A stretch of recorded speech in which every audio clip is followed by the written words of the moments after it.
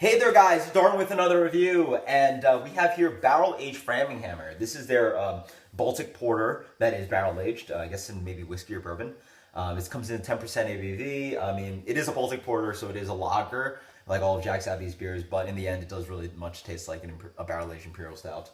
I've only actually had this on tap. I actually had it in Cambridge on tap, and if you guys have ever been to Cambridge, right outside of Boston where all the colleges are, Cambridge actually has a lot of really good beer bars, so highly recommend checking out Cambridge if you go to the area or Boston or something like that. So Leslie, again, I'm excited.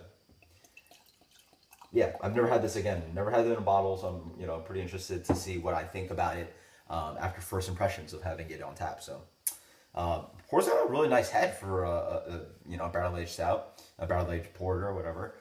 Nice, really dark kind of color. Let's get the aroma on this. Interesting. I get a little bit of that like spiciness of that sort of maybe whiskey or bourbon, but it's a good amount of chocolate, a kind of espresso kind of bitterness. Quite alcoholic on the aroma too. You get a big punch of either the base beer or just the barrel shining through. Not a killer aroma, not too robust. I'm expecting usually more kind of like vanilla notes and big kind of chocolate and coffee. It definitely does have those, but it's sort of pulled down a bit. Probably smells towards something like a 7-8% beer. Yeah, cheers.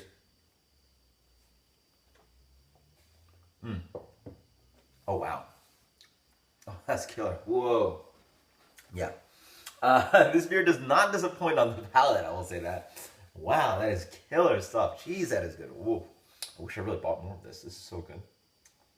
I'm actually thinking that I might even like this more than the variants, because just the variants sometimes have sort of hide the base beer, and this base beer is incredible.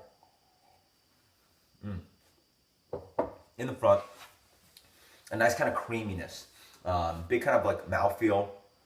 It's not too oily, like not like drinking motor oil, which is completely takes over the palate. But it's got this nice kind of upfront kind of creaminess going on. A lot of kind of chocolate, a lot of kind of bitter coffee grounds, like a bitter coffee flavor throughout. You maybe get a little bit of this, oh wow, vanilla and coconut shine through. A lot of dried coconut on the bottom of the palate. Just sort of it sets a nice baseline for the beer. Big pop of kind of alcohol. I imagine this beer ages fantastically. It really would be a lot more harmonious if that alcohol wasn't there. But you get a big spike of this kind of whiskey bourbon note. A big pop of oak in the front. A lot of woody drying throughout.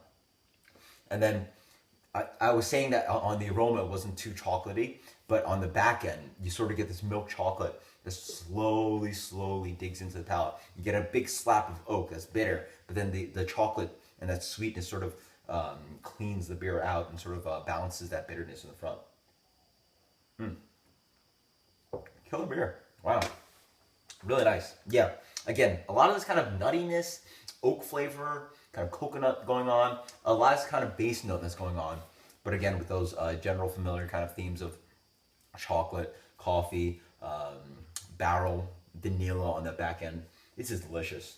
Yeah, this is world-class stuff. I mean, I really like it. I think it's actually, for beer that you can actually find in some stores in Cambridge and Boston, and the fact that you could just go to the brewery and just buy loads of it is pretty awesome. A lot of beers are much more rare. Like you sort of have to hunt them down. Like Black Note has like bottle limits, and it's not distributed too well. Like Barrel Aged Plead the Fifth, stuff like that.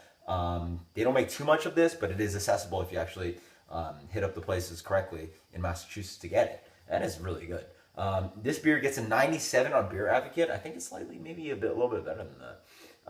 Yeah, I'm gonna give this beer a 98. This is one of the better Imperial Stouts, the best stouts. It actually drinks above 10%, which is quite nice. Drinks something probably towards 11, 12.